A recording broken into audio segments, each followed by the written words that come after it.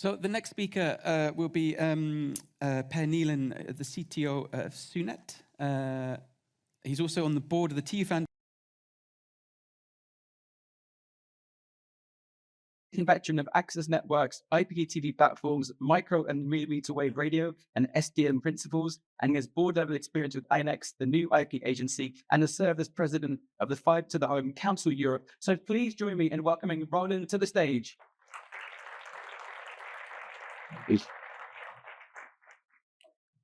Good evening, everyone. I could quite hear myself back here. I'm conscious between myself and the next speaker, we're stood between you guys at bar, which is never a good place for us to be. So I'll run through this reasonably quickly. We're entering into a new era. For probably the first time ever, consumers now across the developed world can cost effectively access more broadband capacity than they could ever possibly hope to consume. And in a similar fashion, they have availability through the cloud to more abundant and more ubiquitous compute resources, again, super cost effectively than ever before. And with this comes fantastic opportunity for innovation on one side, but equally, as with every part of society, we have bad actors in the world as well. And just fantastic opportunity for people to use these resources and potentially cause havoc with them. I'm delighted to say I recognize a few of the faces in the audience, but this audience here is quite a new audience for me, and Nick in general. So I'm conscious quite a few of you probably don't know me. As mentioned earlier, I'm Adtran's Chief Technology Officer for Europe, Middle East, and Africa. Out of curiosity, how many of you in the audience know who Adtran is? Maybe just put your hands up at what we do. Okay, so it's a reasonable mix. For those of you who don't know what we do, Adtran very much plays in the optical space. So we do fiber to the home solutions, we do optical transport solutions, we do timing and sync solutions, we provide the timing and sync solution for Netnod. And we also do a whole raft of carrier Ethernet solutions as well as part of that. But in addition to that, we have a side business called Adtran Network Security. And that business is focused on some of the most advanced encryption and decryption solutions that are available within the industry, including solutions that partake in quantum key distribution, etc. And part of what I want to touch on today is, as society is evolving and as we're moving forward with more and more ultra high capacity connectivity solutions, but also compute solutions, there are knock-on implications with regard to the security of networks as they evolve out there. So I want to touch on some of the key things that we need to give consideration to. I saw earlier one of the speakers asked for a show of hands for those that are involved at the security side of the industry. I don't know if any of you guys are still in the room. Maybe just put your hand up if you are. There's a couple. Okay. I'm going to apologize to you up front. I'm not from the security side of the industry. Okay. I'm an access guy. I've always been an access guy. But I was conscious we were going to have a mixed audience here today.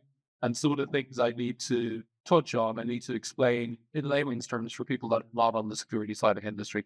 So if I make a hand-fisted job of that, I would apologize up front for it. But I've run it past a few people and they seem to understand what I was trying to get across on the way I point. So hopefully it'll resonate with most. First of all, let's get a feel for where we're at in regard to fiber to the home coverage in Europe. So this is data that's collected every year on behalf of Fiber to the Home Council Europe, it's an industry lobby group, if you will, for all the fiber operators and fiber equipment vendors within Europe. And this data is collected by an organization called IDATE. And essentially where we've gotten to within Europe now at this point in time is very, very narrowly shy of 65% of European households can now access a dedicated full fiber connection into their premise if they choose to do so. And within the next 4 years, we anticipate that figure will be as high as 95% of European households will have access to a full fiber connection. The knock-on implication of this is, as we get more and more fiber built out there, and particularly in areas where we've got what I describe as infrastructure-based competition, so whether it's multiple fibers being available to each premise, or whether it's other mediums such as, cable with DOCSIS 4, etc., that are multi-gig capable, we start to see a lot of competition between players. And that starts to put a lot of downward pressure on price points, but it also causes the marketeers within those operators to start to offer more and more capacity. We saw this play out in the mobile space, where we've now got to the point where you can get as many minutes as you want everywhere in the world and as much data as you can need for pretty much a fixed fee in most of the markets. Right? In a similar fashion, what you see behind me is just a sample of the sorts of value that is available in different markets across Europe.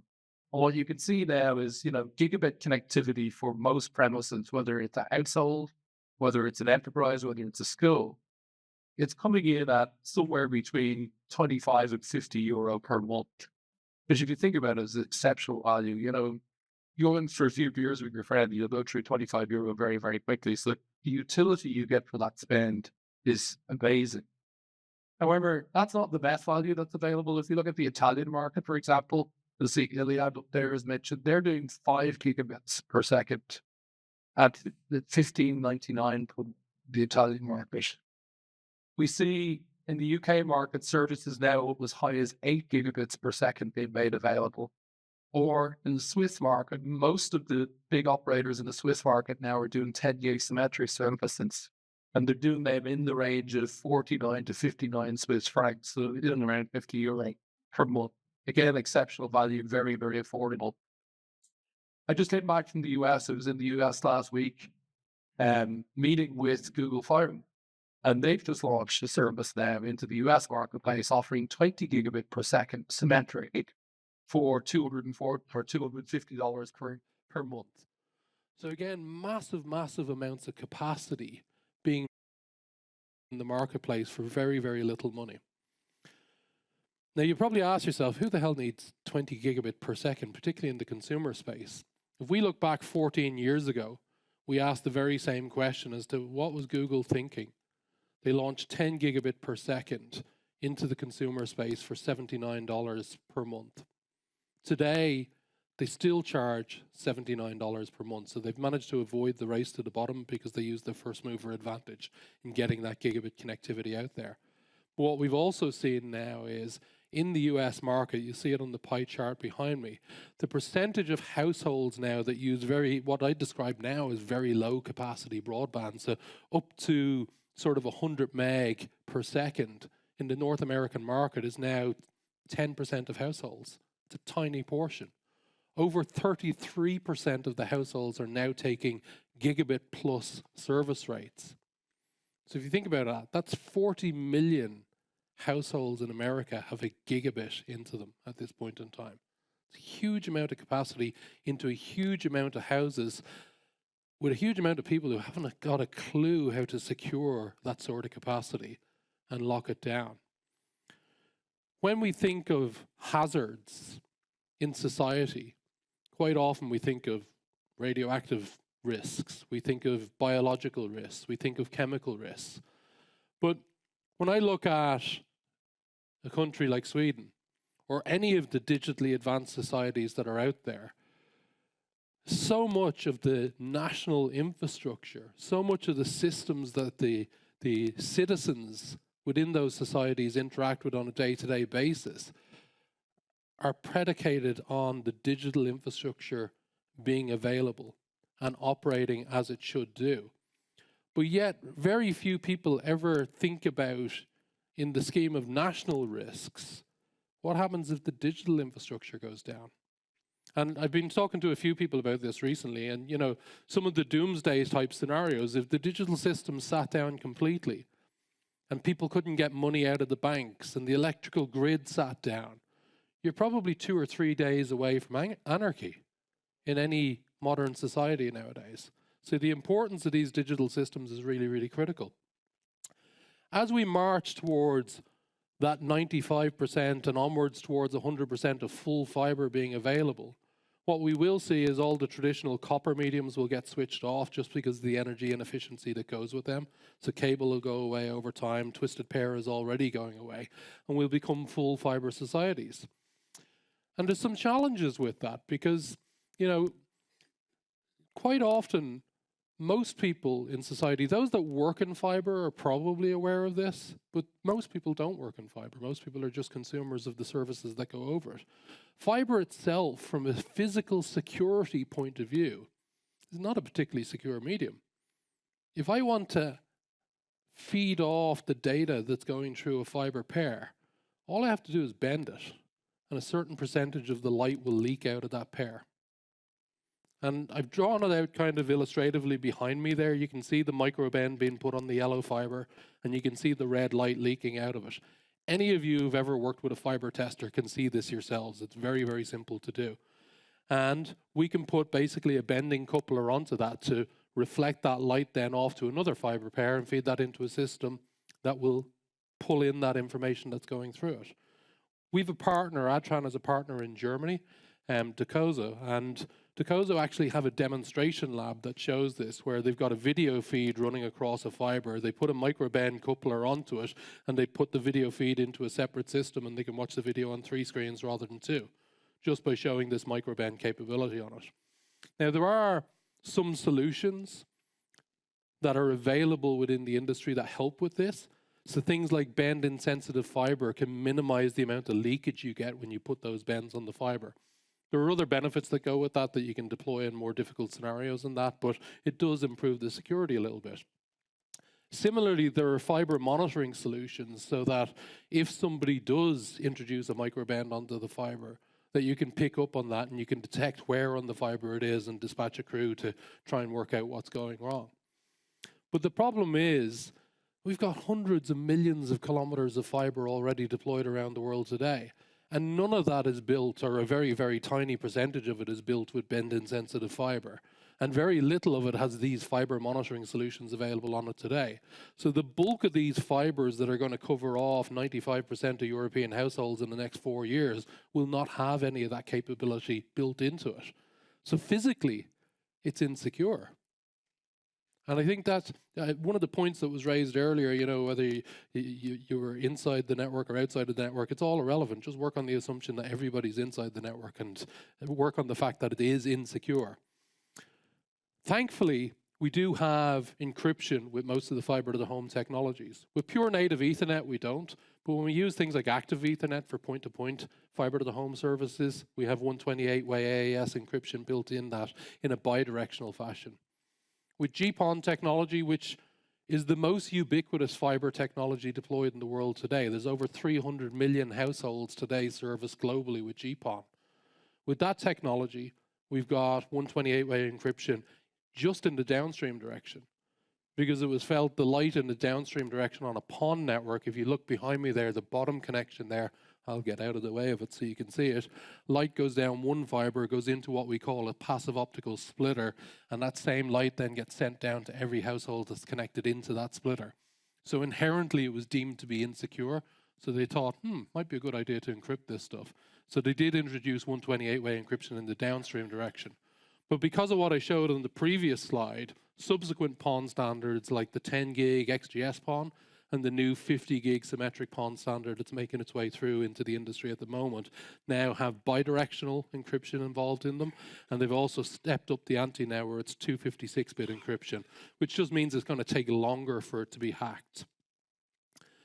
With encryption, you've got to exchange encryption keys so that you know what way to encrypt the data that you're sending down, and the receiving party knows how to decrypt the data when they do receive it.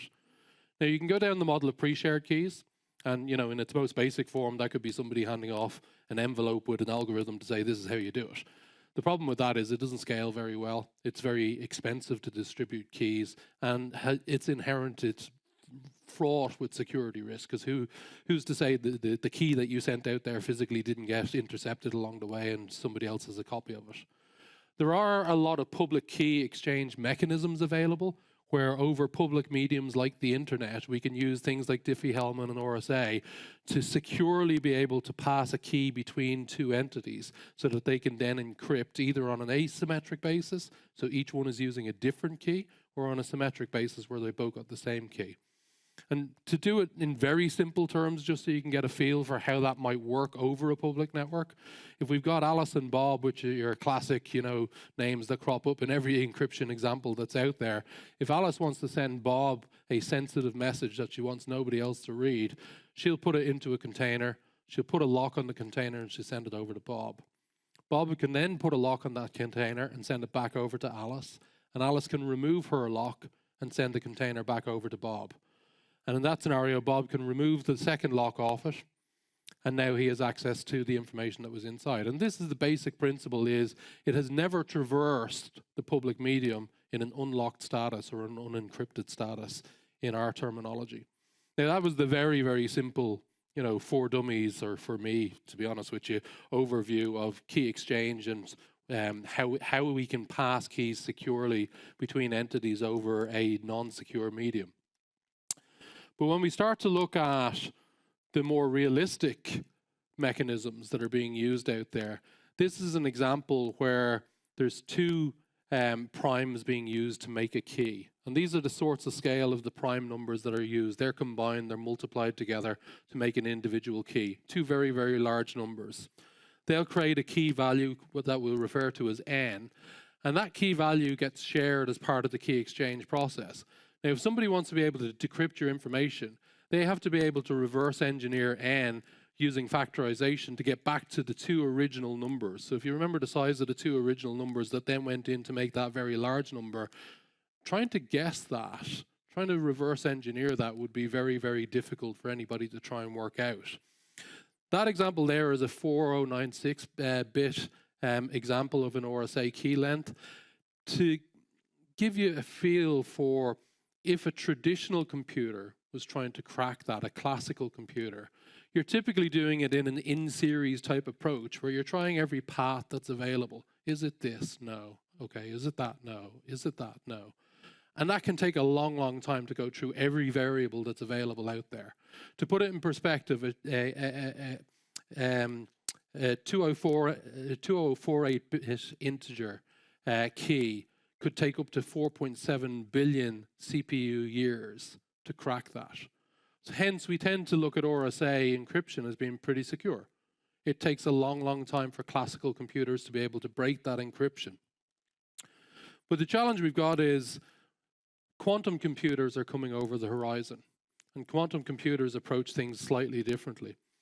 Now, when people think about quantum computers, and particularly in the context of security, a lot of people gravitate towards, cracking the data itself, the encrypted data. But the primary focus for quantum computers is not to focus in on the data. It's to try and capture the key exchanges and focus in on cracking the key exchanges. Because once I can crack the key exchanges, I can get the key, and then I can decipher all the data that's involved in that. So it's really to focus in on that piece of things as opposed to taking massive volumes of data and trying to crack all that data. That would still take, even for a quantum computer, a huge amount of time.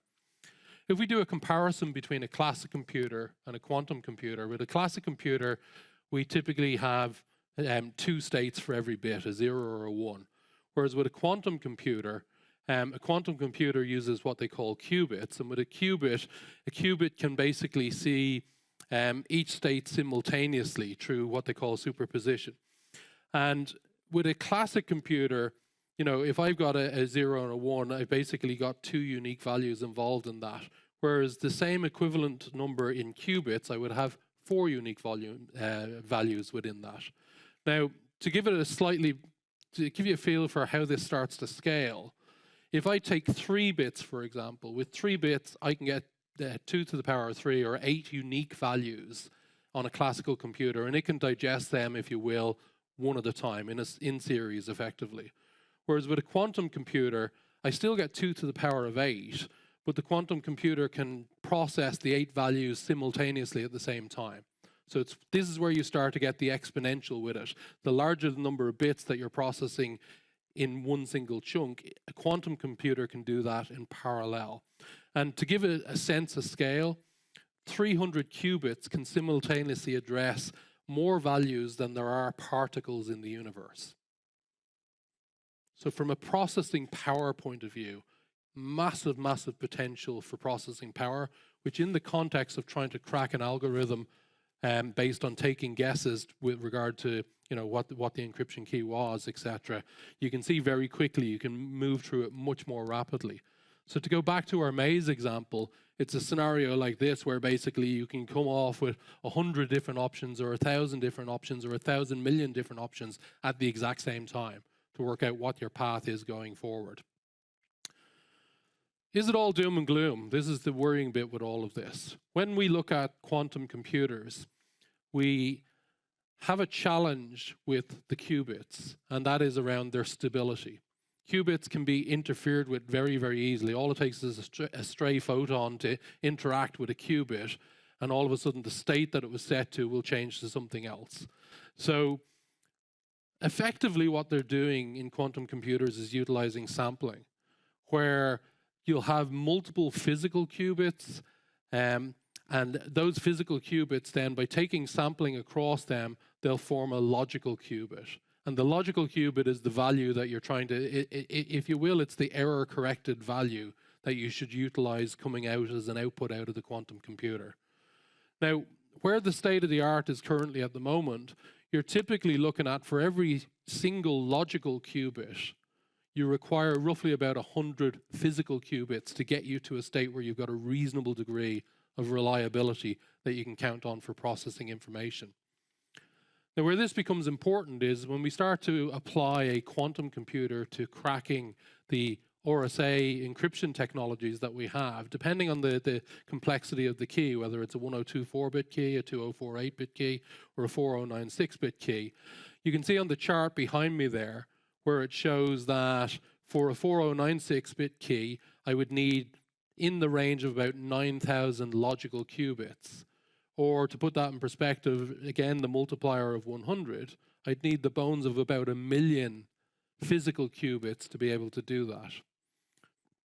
Now, if we look at the trajectory with regard to the evolution of quantum computers that's being forecasted at the moment, to do 1 million qubits, and to be quite honest with you, even to do 200,000 qubits, which is what we would need to crack RSA 1024 in about 50 hours of compute time, we're really looking about 2028 before we believe we'll have that sort of capability available within a quantum computer. Now, very quickly after that, by the time you get to 2029, you'll have that up to the 1 million physical qubits that you would need to do RSA 4096. So again, arguably a very dim picture that we're painting with regard to the security of data transfers as we go forward in the world. But it's important not to lose heart with this, because remember, quantum computers, you can't go down to your local electrical store and pick one up. These are very, very sophisticated scientific instruments. They're not PCs like we know computers. So, there's a very limited number of people that have access to this technology and the capabilities that it delivers, but also it comes with an absolutely massive cost as well. Now, I'm conscious from one of the speakers earlier that they talked about state actors being involved in espionage, etc. So unfortunately, some of those bodies who do have access to massive resources with regard to capital, etc., to fund these projects, some of those aren't necessarily always the best actors in society. So we shouldn't ignore it. So to that end, the NIST as an organization for the last number of years, I think it's like 5 or 6 years, have been running a post-quantum encryption standards project.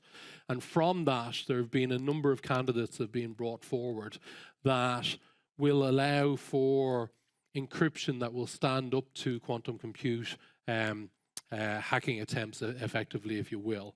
And some of those approaches that they're using, you've got the lattice-based approach, and there's 2 projects as part of that, Kyber and dilithium. One is around the key encapsulation method, and the other is focused around digital signature algorithms with that. There's also a hash-based quantum encryption approach called Sphinx, and those 3 are the 3 prime candidates that are being pushed forward by NIST. But then there are other approaches as well. So you have the Macaleese crypto system, you have the Niederer crypto system, and then you have the QCMDCP encryption system. Plus there's multivariate and the singular isogeny, which I'm not even going to attempt to try and explain what that's about. Very quickly, you'll understand when you start to delve into this area of research, there are a lot of rabbit holes that you can go down very, very quickly, and none of them are uncomplex, put it that way. Quantum key distribution is deemed as one of the key methods for being able to securely pass keys that will be able to stand up to the activities of a quantum computer. But if you can't exchange the key in an easy fashion, if you've got to physically distribute keys, we're back to the same problem that we had before. So quantum key distribution is using the concept around quantum entanglement, basically. So quantum entanglement is where I've got two quantum bits that will mirror each other's state, and they can be geographically separated by tens, hundreds, thousands of kilometers, etc. And they've got a unique property that goes with them, which is basically you can't interfere or interact with those bits without breaking that state. So if I go back to the previous slide just very briefly, in a quantum key distribution system, you have your classical fiber for transmitting data. That's per normal, nothing unusual there. But then you have a separate optical channel then for doing for distributing the entangled photons to each end of the connection. And in that scenario, that could be a fiber connection or it could be a free space optic connection, but it is optical. If somebody comes along and tries to observe those keys that are being distributed across that via the entangled photons, the state of those photons will change. And this is based down on what's known as the no cloning theorem. So essentially you end up with a scenario like what's behind me there, where essentially if there's eavesdroppers along the line of the fiber path or the optical path that quantum, the entangled photons are being passed along, when they observe those photons, they will change the state of them. And as part of the process then, with quantum key distribution, we're passing photons with information in there, and as part of that, we're using the phase of the photons. So whether they're vertical or horizontal, or whether they're negative 45 degree or positive 45 degree. And for each bit, the sender will change the phase, but also the recipient needs to be changing their phases too to be able to intercept those photons when they arrive and make sure that they get through. And the polarity of that, if you will, they will exchange between them what polarity they sent the data stream with and what polarity the receiver tried to apply to receive that data stream. And then when they juxtapose the two of those together, they will see where they had matches. And where they had matches, the bit, whether it's a 1 or a 0, should also match. And if it doesn't match, they know that somebody has interfered with the key exchange and they know not to use it. So that keeps your key secure as you go forward. In summary, quantum key distribution alone is not fundamentally secure. There is an approach that is widely identified as fundamentally secure called OTP, or one-time pad. So for the moment, the recommendation is you still have to focus in on things like physical security. Obviously, your key exchange needs to be very, very secure as part of things, and you need to focus in on secure encryption and authentication as part of it. But if something absolutely has to be secure and uncrackable, the only method that is available today within society, within industry, is the one-time pad approach. And that's effectively where you're taking every single character and encrypting that with a matching character equivalent in your encryption algorithm. So effectively, you double up on the volume of data that you've got to send across, and you've got to change those keys every single time. So with OTP, you transform the encryption problem into a key exchange problem, because you've got to try and get those keys across for every packet that you're sending across the network. So in summary, first of all, the fiber ubiquity really does need to be matched by ubiquitous DDoS mitigation techniques as well in the industry.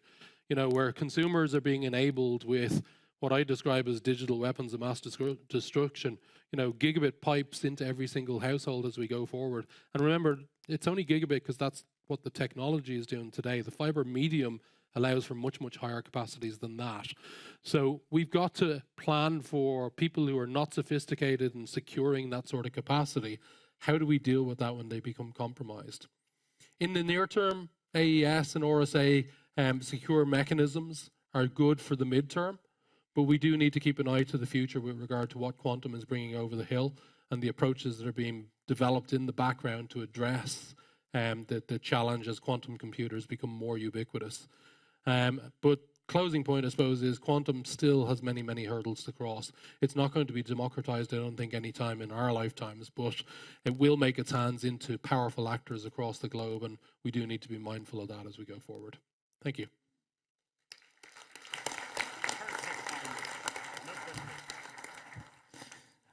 Okay. Is that a stretch or a question? It's a stretch. Okay. Well, you covered so much ground there, Ronan. Thank you so much. And perfectly on time. Thank you. So once again, did you have a question? Sorry? Oh, sorry. There's lots of stretching going on. Once again, please join me in thanking Ronan for a fantastic presentation. We come to the last speaker of the day. And who better to finish out the first day of the